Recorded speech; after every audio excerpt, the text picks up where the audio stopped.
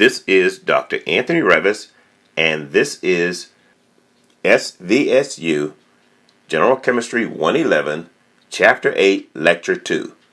Lecture 2 of Chapter 8. In this chapter, we will cover valence bond theory, hybrid atomic orbitals, and multiple bonds. These topics will be covered, however, they might not be covered in this particular order. In this chapter, we will talk primarily about hybridization of molecular orbitals. So let's get started.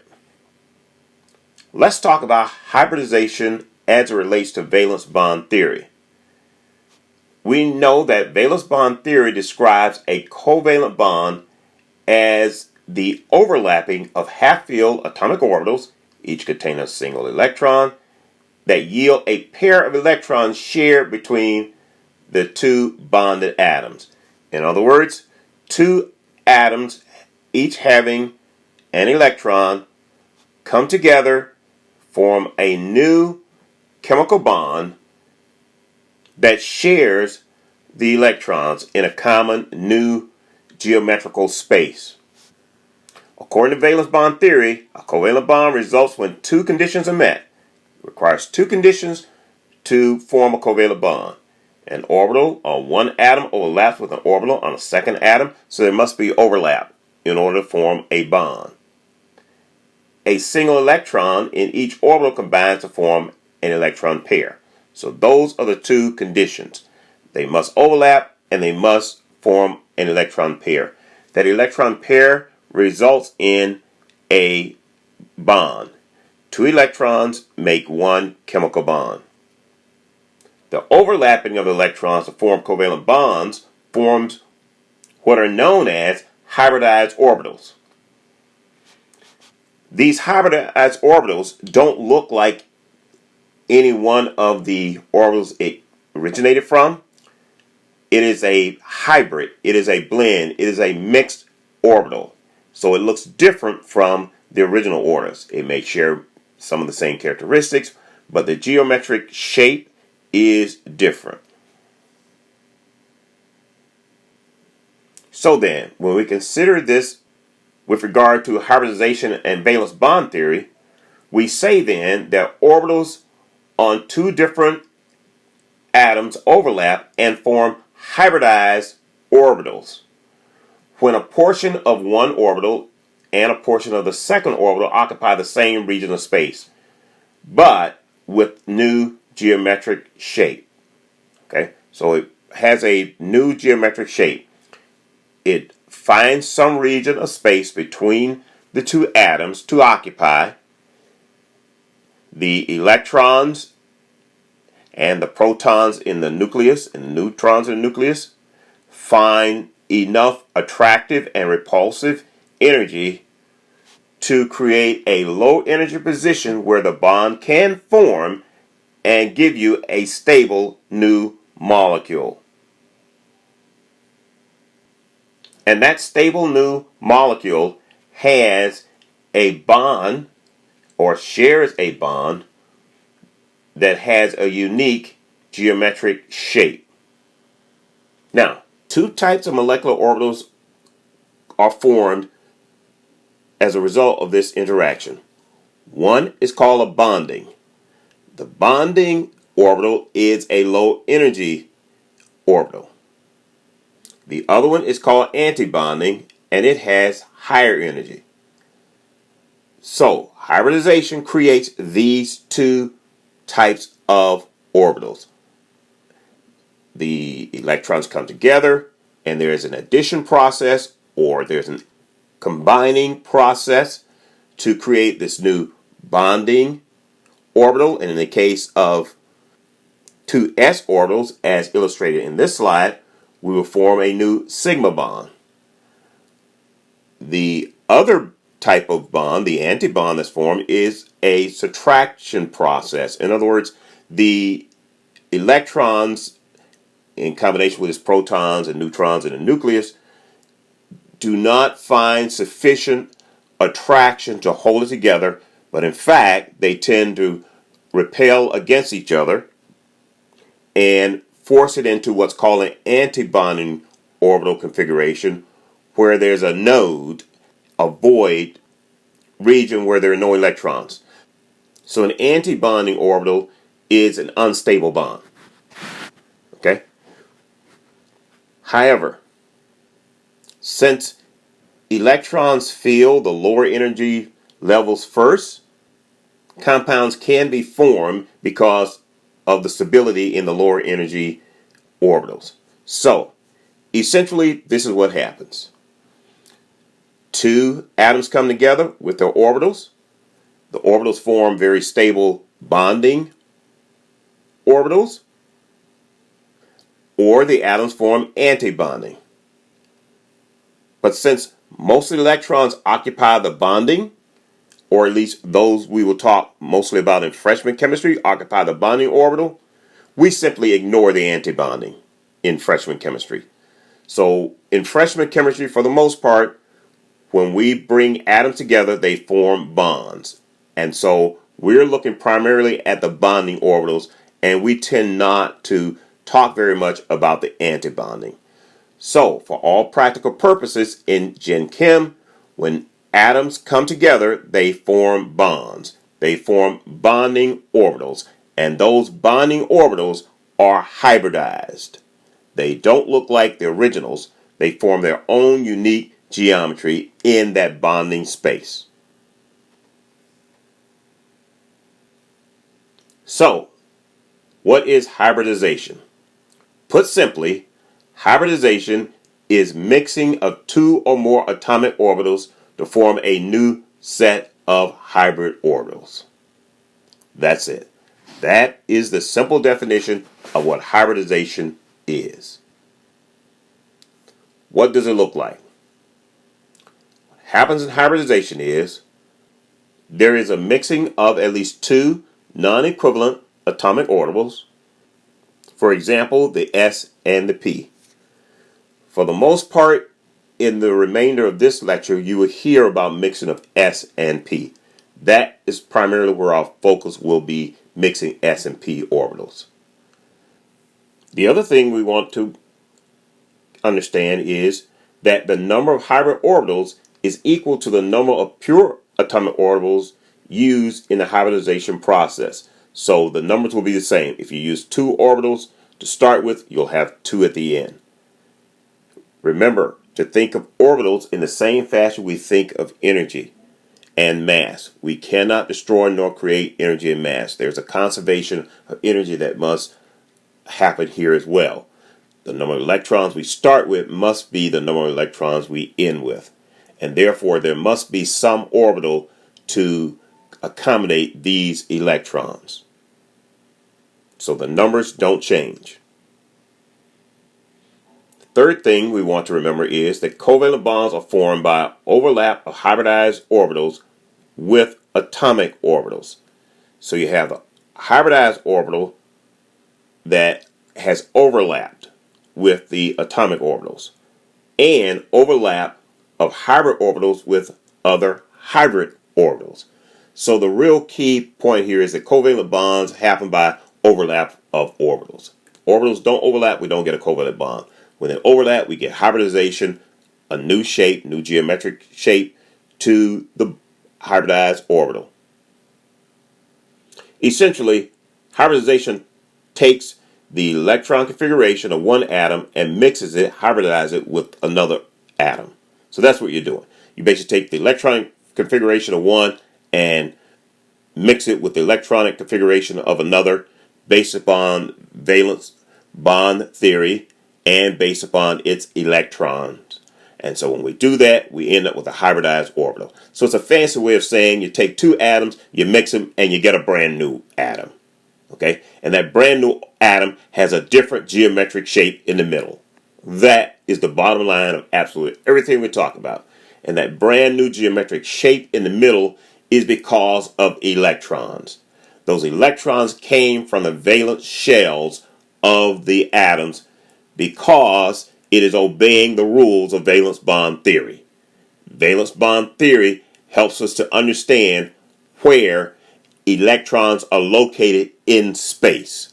And we draw that electron location in space based upon what we call VSPER structures. That is what we are talking about in this lecture. And that is what we're going to look at how to do and how to understand what the hybridization looks like and its impact on the energy and the shape of the electron density or electron cloud in that unique hybridized region. So with that, let's just look at it. Okay? So let's start talking about some orbitals. Now as we talk about it, I'm going to tell you the name of these orbitals, and as we go, I'm going to show you why that's the name. So as we go through this, you're going to hear some redundancies, and that's by design, that's on purpose. So we're going to tell you the names, we're going to show you pictures of it, and we're going to tell you why it has that name and why that name fits its hybridization. Okay? So let's start with the form of sp hybridized orbital. Right away, an sp hybridized orbital, you see it, is a combination of an s and a p orbital. It is that straightforward. So an s and a p orbital have interacted to give you an sp hybridized orbital. It is that straightforward. We show you in this diagram a picture of a s orbital. In this case, it's a 2s orbital because we're showing you beryllium chloride. And it should be noted that beryllium is the central atom. When we do hybridization, we are working with the hybridization around the central atom. In the case of beryllium, beryllium is located in group 2. Therefore, it has 2 valence electrons available to undergo bonding. We also note that it has no lone pairs, which is important to drawing VSPER structures and for drawing Lewis structures, which you now know how to do.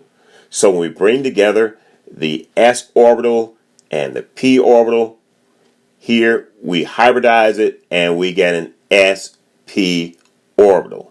That's it. Okay? So we brought together these orbitals and we hybridized them and we formed an sp. I am going to show you in other slides what the electron configuration looks like when we do that. But for now, I'd like for you to just take a look at the slide and see if you can grasp the concept. The concept is we have an s orbital, a p orbital, and they hybridize to form an sp orbital. When it does that, it overlaps in the middle and forms a bond, 2 bonds in fact, one on either side of the beryllium, and in fact this forms a linear VSPER structure with 180 degrees. But this is a sp hybridized orbital because of interactions of an s and a p orbital.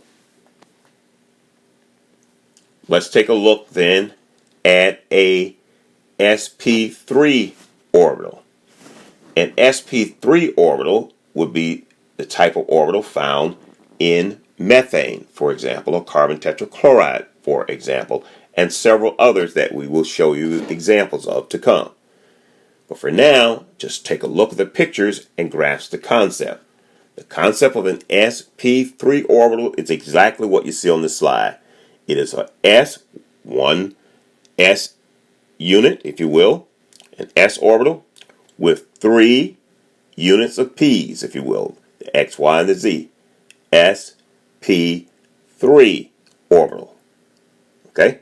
So you just simply visualize it. You see 1s orbital, you see 3 p orbitals, and these happen to be the 2s or the 2p. It will be likewise for the 3s, the 3p. Okay? So when that happens, the hybridization forms what's called a tetrahedral geometry, because we now must have the space to accommodate 4 different geometrical shapes for these hybridized orbitals. We started with 4 on the top of this equation, and we must be balanced on the bottom. So we have the sp3, and it's balanced between the top electron count and the bottom electron count. And when it does, it occupies its region of space with a hybridized look for the orbitals. Note that the diagram on the bottom does not look like the diagram on the top with regard to the shape of the orbitals. That sp3 hybridized geometry, or that sp3 hybridized set of orbitals, are not unique to just carbon as the center atom. Nitrogen can likewise form sp3 hybridized orbitals. We show you carbon here, centered atom with 4 hydrogens, which is methane, and we compare that with nitrogen, ammonia, with 3 hydrogens and a lone pair of electrons. The electron pair arrangement for both these molecules is AB4. In other words, we have a central atom with 4 electron pair spaces. In the case of methane, those 4 spaces, those 4 electron locations, have been filled with hydrogens to give you a molecular geometry, according to the VSPER theory, of AB4. So the electron pair arrangement matches the molecular geometry. However, in the case of ammonia, while it does have an AB4 electron pair arrangement, its molecular geometry is AB3E. In other words, one of the regions of the electron pair is now occupied by a lone pair.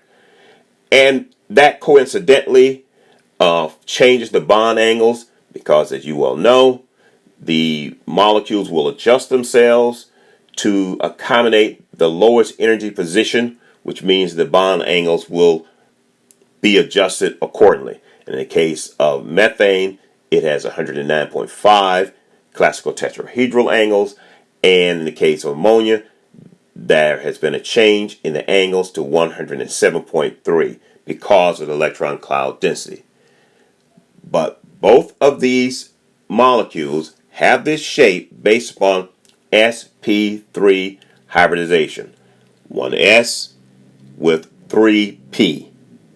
They start with that on one side of the equation prior to being formed, and on the other side after the bonds are formed we get the same count but with a different geometrical orientation or look for the hybridized orbitals. Now let me use an sp hybridized carbon to show you what it looks like with regard to the electron orbital diagram or the electron configuration for carbon to undergo hybridization to an sp configuration. Okay? I'm going to show you that. Hybridization takes place when an electron is promoted or moved to an adjacent orbital to form the new hybridized orbital. In the case of an S to P transition, that is going from a lower energy state to a higher energy state. So be aware of that. The hybridized orbitals, however, are degenerate. They have the same energy. So once a new hybridized orbital is formed, the electrons involved in the hybridization are all at the same energy level. And that's important to note. So in some cases, which is most often the case for many of the molecules you'll see, there is a promotion from a lower energy to a higher energy state. That promotion creates a new set of orbitals which are degenerate. They all have the same energy. So we show you the example here of ground state carbon, which has a 2s2 2p2 configuration in it. The 2s promotes an electron to the 2p to give you a new hybridized configuration of sp orbitals, as we show you here. Notice, important to note, you started with 4 electrons. We still have 4 electrons, but what we created is new degenerate orbitals for the hybridization. This new degenerate configuration gives us stable sigma bonds. So this is a type of process that's used to show it in an electron orbital diagram, which you now know how to draw.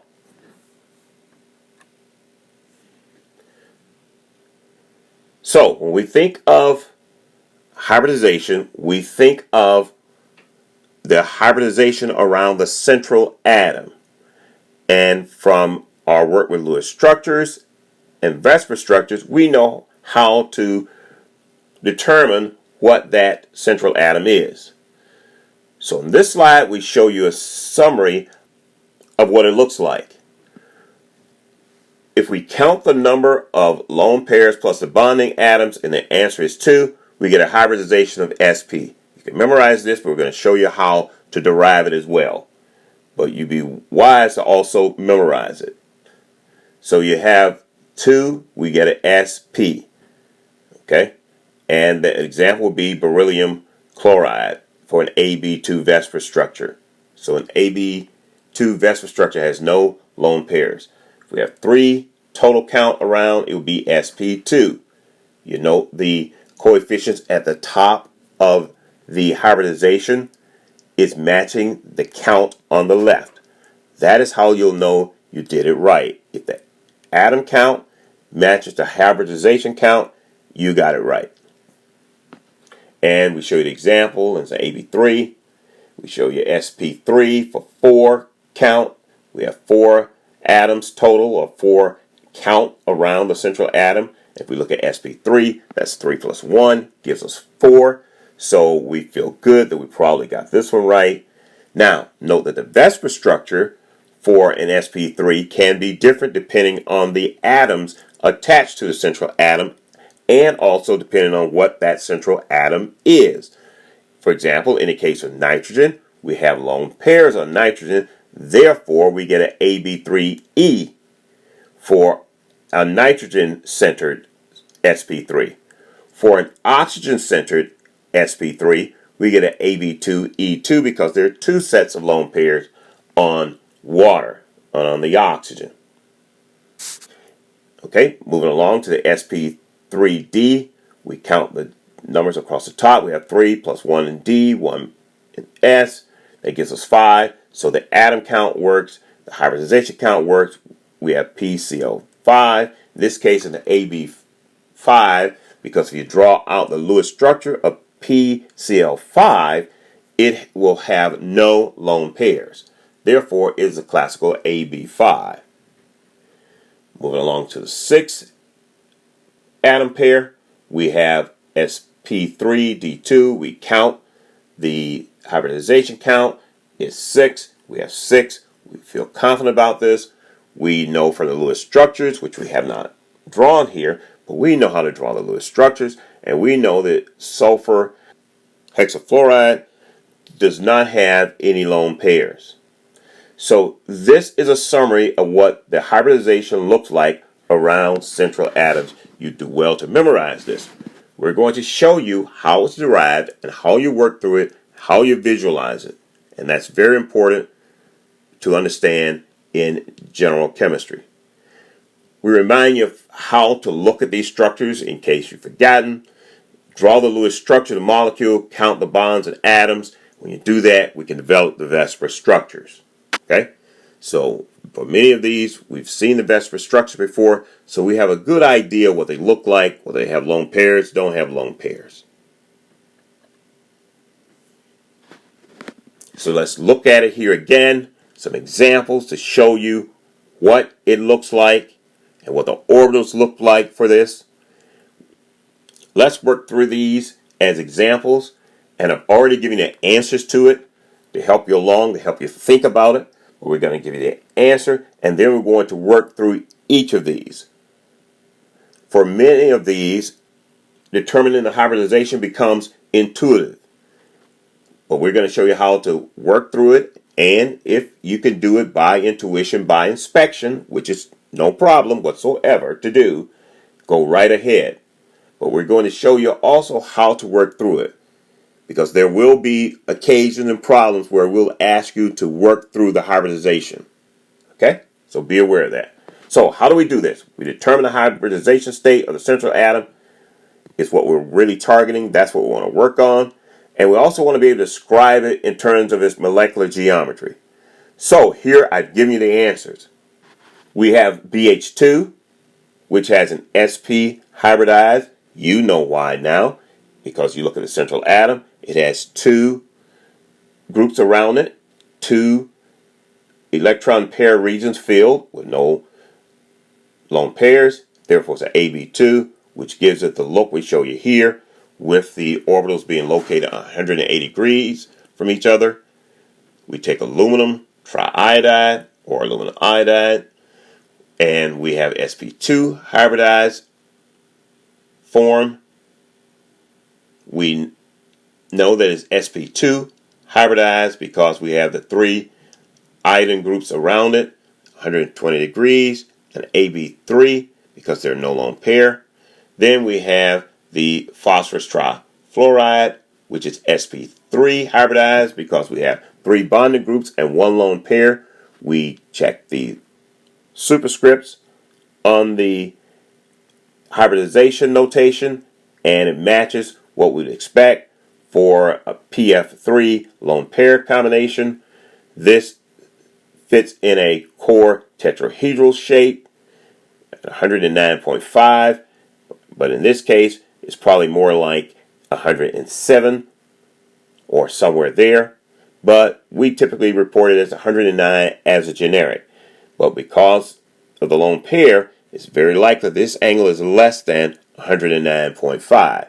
So we have that sp3 to give us AB3E. So let me show you now how we got those answers. Okay? Here we go. The ground state electron configuration for beryllium is 1s2, 2s2.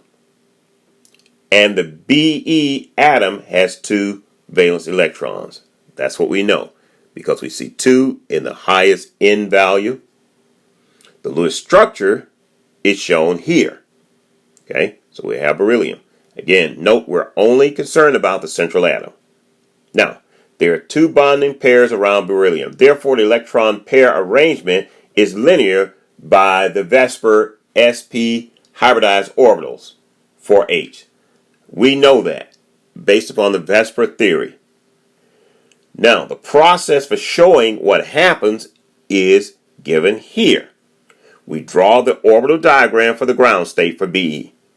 We know its electron configuration, so we can use that to help guide drawing the orbital diagram. Once we draw the orbital diagram, we find that in the valence electron shell, which is the 2s, and we're only concerned about valence electrons, we don't have to draw the entire orbital diagram. We only need to draw the valence electrons. Keep that in mind. We draw the valence electron shells. And so we have the 2s with two electrons in it, spin up, spin down. That's according to the Pauli exclusion principle. Now, we have a vacant 2p orbital. So, in order for hybridization to occur, in order for overlap between the s and the p orbitals to occur, one of the electrons from the s is promoted to one of the shells in the p. And notice that we leave them both spin up. Okay, we do that on purpose. Remember Hund's rule. We go across and fill all the degenerates first before we pair the spin, and we pair down. So once we do the hybridization, these orbitals become degenerate. They have the same energy. So we promoted it to the 2p, and we've created a new set of hybridized orbitals. So we simply then look at the electron configuration that results from it, and we recognize that it's not S and it's not P. It is a combination of the S and the P for the central atom. We also note that we have two unfilled P orbitals. They're vacant, they're empty. Okay? So, the two BeH bonds are formed by the overlap of the BeSP orbitals with the 1s orbital of the hydrogen atom. Thus, BH3 is a linear molecule. You get it? So, this beryllium has an sp hybridized orbital that can now accommodate the two hydrogens that want to form bonds with it. And we note we have space for it. We have the empty 2p orbitals. We have the new hybridized sp orbital. But it's the new hybridized sp orbital that bonds with the s orbitals of hydrogen to give you beryllium hydride.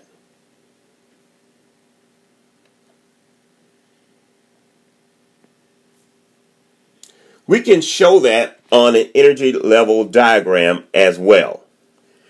When we draw energy level diagrams, we draw them according to the Aufbau rule, you recall it, where we start with the lowest energy on the bottom and we work our way up. So you'll want to go back and review orbital filling, again according to the Aufbau rule. And so we start with the 2s, and above the 2s we have 3 degenerate 2p orbitals. When we hybridize that orbital by promoting the lower energy 1s to the higher energy 2p, it creates the new degenerate sp orbital shown on the right side of the arrow. And we have 2 unhybridized orbitals remaining. But we're only concerned with the ones that hybridize that fill electrons. And for the most part, in general chemistry, that is where your focus should be and will be. Okay? So note, again, the lower energy 2s hybridized and created 2 new high energy sp orbitals. Note that the number of electrons are equal. We started with 2. We have 2 in the N or at the hybridized state. We start with 4 available orbitals or 4 orbitals in the original, and we have 4 orbitals in the final. The difference is only 1 orbital was filled initially, and now we have 2 orbitals containing spin up electrons. They're not full yet, and they're not paired. But these 2 orbitals, the sp and the sp, are now available to bond with the s orbitals of hydrogen. And as we know, hydrogen contains 1 electron, and therefore we can bond with this because we have 2 hydrogens available with the 2 sp orbitals available. And that's what the energy level looks like, and that's what hybridization gives us. Let's take an example of aluminum bonded with 3 iodine molecules. The ground state configuration for aluminum has in its valence shell 3s2, 3p1. Therefore, it has 3 valence electrons. We show you the Lewis structure. Note that we have these lone pairs around iodine. However, we're not concerned with those lone pairs because they are not a part of the central atom. It's important that you note your concern with hybridization is the central atom. Okay? So there are 3 pairs of electrons around aluminum. Therefore, we also know that it's a trigonal planar and it has an sp2 hybridized orbital. Why? Because we do our atom count, 3 atoms around it. We take a look at the S for 1, 2 for the P. That is its hybridization. So we can show that, and we can draw out that based upon its electron orbital diagram. So we draw the ground state shown here, which is a 3s, 2, and a 3p, 1. That is the ground state configuration for aluminum, the central atom, which is our concern. That is where we focus, on the central atom. We then take that central atom and we promote an electron from the 3s to the 3p. When that occurs, we move from the left side equation to the right side equation, where we have 1 electron spin up in the s and 2 electrons in 2 degenerate orbitals spin up. And that gives us an sp2. It gives us a configuration with 1 electron in the s and 2 electrons in the p. Therefore, we have sp2. So when it mixes, we form this sp2 orbital with an empty 3p. The VSPER structure for that, or the VSPER geometrical representation for that, is an AB3. AB3 because it does not have any lone pairs on the central atom. Okay? So, here's what happens then. The sp2 hybrid orbitals overlap with the 5p orbitals of iodine to form 3 covalent Ali bonds, aluminum iodine bonds. We predict that the aluminum I3 molecule is trigonoplanar and all of the angles are 120 degrees. So this is how we represent the hybridization of an sp2, and in this case with aluminum as a central atom. Let's do an sp3. We have PF3, phosphorus trifluoride. We show you the electron configuration of 2s2, 2p3 for the valence shell. And we note that we're using the shorthand core noble gas notation. When we use this notation, the remaining configuration represents the valence shell. So we have in the valence shell 5 electrons available for participation in forming bonds.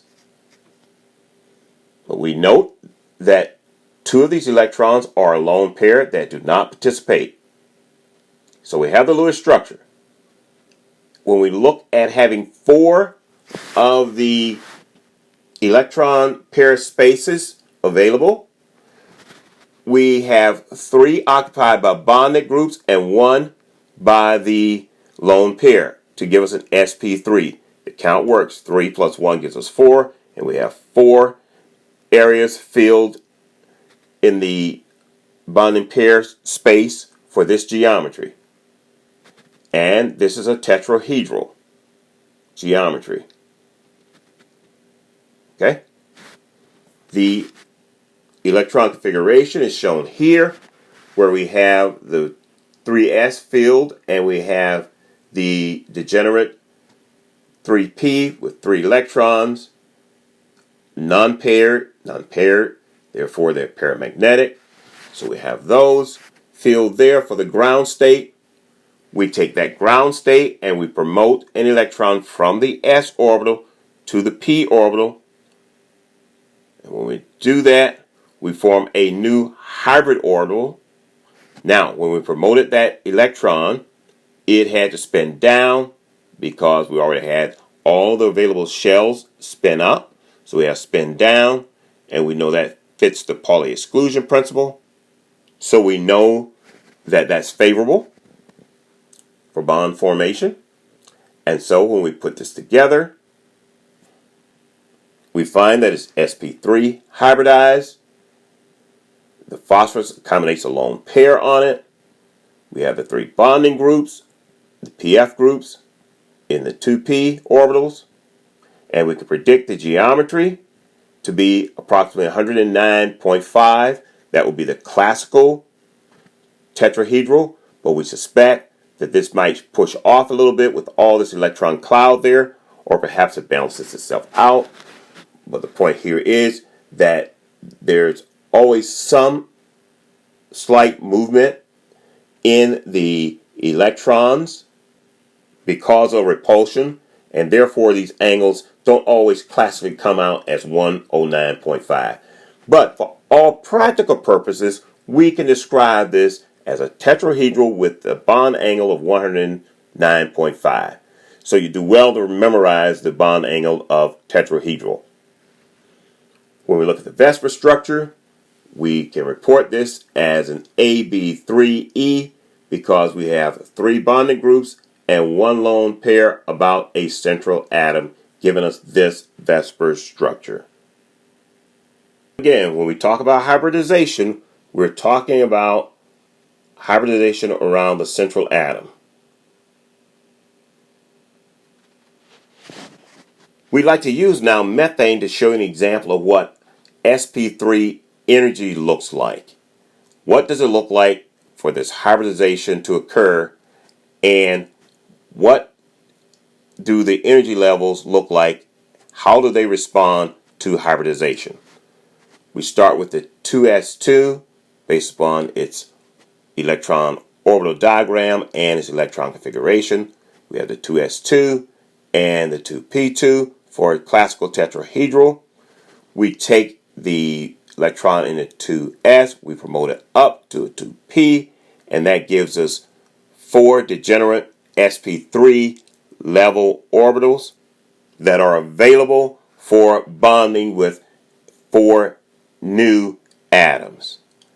And we note that we're combining the s and the 3p orbitals shown here as the dumbbells. We combine it and we get a classical AB4 VSPER structure. That's what sp3 will look like. We promote an electron from one orbital to another, form degenerate orbitals that are available for bonding, for overlap with other atoms to form covalent bonds.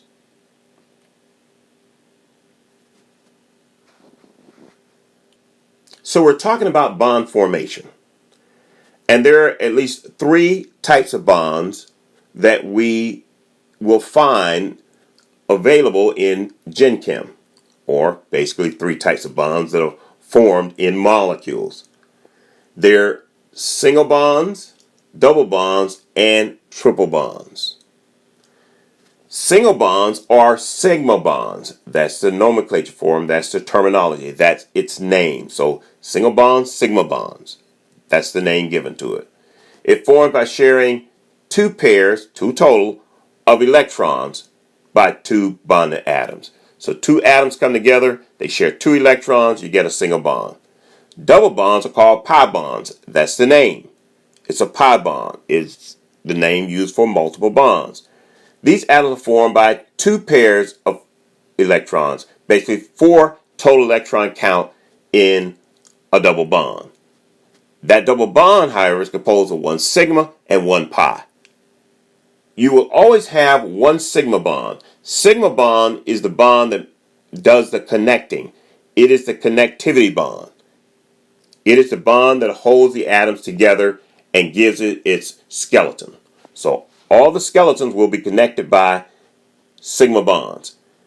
After that, you'll have pi bonds, and 1 pi bond makes it a double bond. 2 pi bond makes it a triple bond. So these atoms have 6 total electrons between them. So you want to make sure you catch that concept. You have the sigma bond that gives you the skeleton that connects the atoms. After that, you have multiple bonds, which are pi bonds. Sigma bonds arrange themselves in head-to-head orientation. So you get a head-to-head orientation for sigma bonds. Double bonds and triple bonds align themselves side by side. Okay? So keep that in mind. So we have single bonds, which are sigma bonds, head-to-head orientation, double bonds, which are composed of one sigma bond for connecting and one pi bond for overlap in a side-to-side form. And then triple bonds have two pi bonds in side-to-side overlap. Along with, of course, its one sigma bond. We can show you how that hybridization to form double bonds occurs by using ethylene as an example.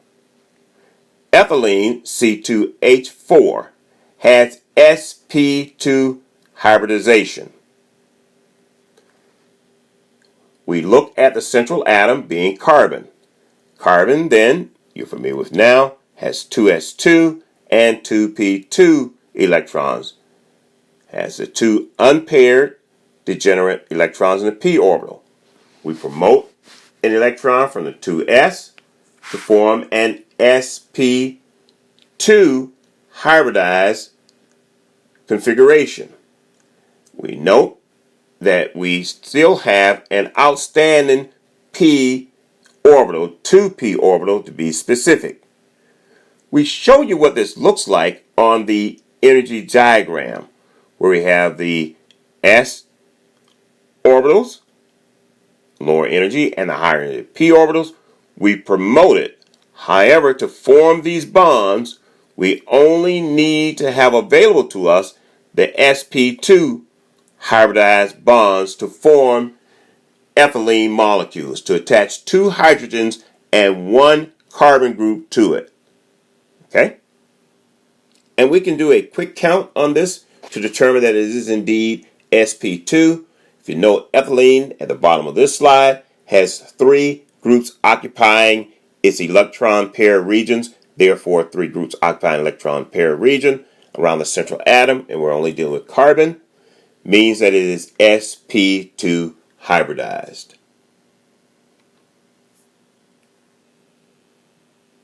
We show you here then the electronic cloud model of the bonding that occurs. We have two types of bonds. We have a sigma bond being formed by overlap of the p orbitals, which is a head-to-head orientation. To give you again that sigma bond, which now gives you the connectivity for ethylene. Now that it's connected, we have the side-to-side B diagram in this slide. Side-to-side p orbitals, which gives you the side-by-side overlap of electrons for the pi bond. So diagram A is for the sigma bond, diagram B represents the pi bond, and C is what the hybridized structure looks like. Below that hybridized structure is what the electron cloud will look like, and we note that there's a higher degree of density of electrons in the middle of this molecule, and that makes good sense because that's the pi bond. The pi bond's composed of one sigma bond, that's two electrons, and two more electrons in a side-to-side pairing or side-to-side orientation for the pi bond to give you a high degree of electronegativity in the center of this atom, a high degree of electron density. Okay, so we have the electron density between the two atoms for the sigma bond and increased electron density to form the pi bonds.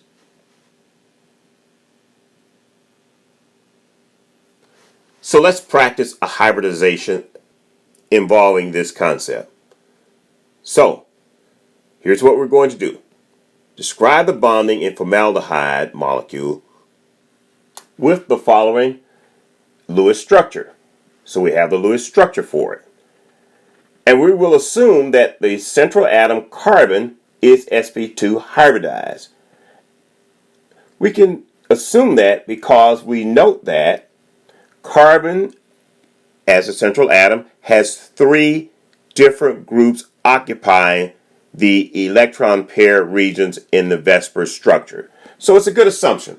We will confirm that once we do the orbital diagrams and look at the hybridized model. So, what we'll do then is draw out the electron orbital diagram for carbon, which we show you here, which in its valence shell has 2s2, 2p2, and when we hybridize that by promoting an electron from the 2s to the 2p with a spin up, we get an sp2 hybridized orbital with one other electron in the 2pz shell. Okay? So be aware of that. So we have these degenerate shells of the sp2 orbitals with 3 electrons. And we have a fourth electron in a 2pz shell. Now, we take this hybridized orbital and we want to see what it looks like when we start to bond it with an oxygen atom. We show you what the oxygen looks like here. It's 2s2, 2p4. And note, we use the Pauli exclusion principle and Hund's rule to fill those 2p orbitals. We take those orbitals and we hybridize the oxygen as well. Okay? We get an sp2 orbital for it. We have an s, a combination of 2 degenerate p orbitals, and we also have a 2z orbital there as well, left over from the hybridization. Okay? So follow us through here. So by inspection, if we look at the hybridized orbitals, what do we observe? We observe that the carbon atom has 4 available orbitals for bonding. sp2 orbitals plus the 2pz. In the case of oxygen, we have 2 available electrons as well. This is why we form the double bond with the oxygen atom. And you note on the oxygen atom we have 2 sets of lone pairs. Take a look at your sp2 orbitals. The 2 paired orbitals represent those lone pairs. The unpaired electrons represent formation of a sigma bond and a pi bond. And that sigma bond and pi bond forms with the carbon. And when it does that, we have 2 available electrons for bonding with hydrogen. And we've already exposed you to bonding with hydrogen with the single electrons. So the 2 hydrogens will bond with the sp2 hybridized orbital carbon as well. So let's recap. We have the hybridized orbital for carbon. It will accommodate the sigma and pi bond from oxygen or with oxygen, and we'll leave oxygen with 2 lone pairs. The sp2 hybridized orbital of carbon will also accommodate the 2 hydrogen atoms that will bond from their s orbitals. When we do this, we get the structure of formaldehyde, which is based upon sp2 hybridization about the carbon. We can do a quick count check on the hybridization of carbon by simply looking at the bonding groups around carbon. We have 1, 2, 3 bonding groups, or 3 groups taking up the electron pair regions in the VSPER model. And that's 1 plus 2 gives us a 3. We can likewise confirm that oxygen is also sp2 hybridized as well. So let's summarize what happens. Carbon has one electron in each of its three sp2 orbitals, which are used to form sigma bonds with hydrogen and oxygen. There's also an electron in a 2pz orbital, which forms a pi bond with oxygen. Oxygen has two electrons in two of its sp2 hybridized orbitals. These are paired. Therefore, they are lone pairs. They don't participate directly in bonding. However, they may be used for forming resonance structures, which you've already studied. So, its third sp2 hybridized orbital with the one electron is used to form a sigma bond with the carbon. The 2pz orbital with the one electron overlaps with the 2pz orbital in the C to form a pi bond, and that is a side-to-side overlap to give you the structure as we show you here for its orbitals, with a high electron density between the carbon and the oxygen, and a reasonably high electron density around the oxygens. This bond would be polarized toward the oxygen because the oxygen is more electronegative than carbon, and it also has the two lone pair. So we would have a polarized bond in that direction. With that, some summary slide looks. We give you these summary slides to take a look at. We note the difference in the hybridization, and we start to memorize the bond angles about the central atom. We show you some examples here as well, so take a look at it. This is a review slide or a summary slide to take a look at and help you memorize. Another summary slide of some important hybrid orbitals, and again to show you examples of what that looks like.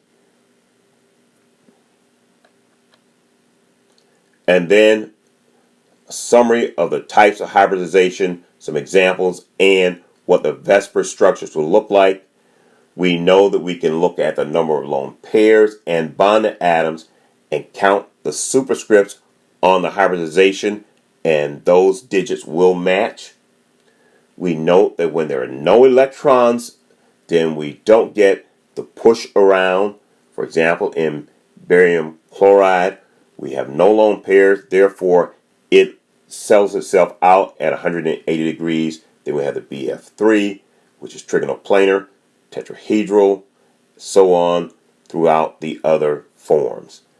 All because of hybridization, valence bond theory, VSPER, and valence electrons.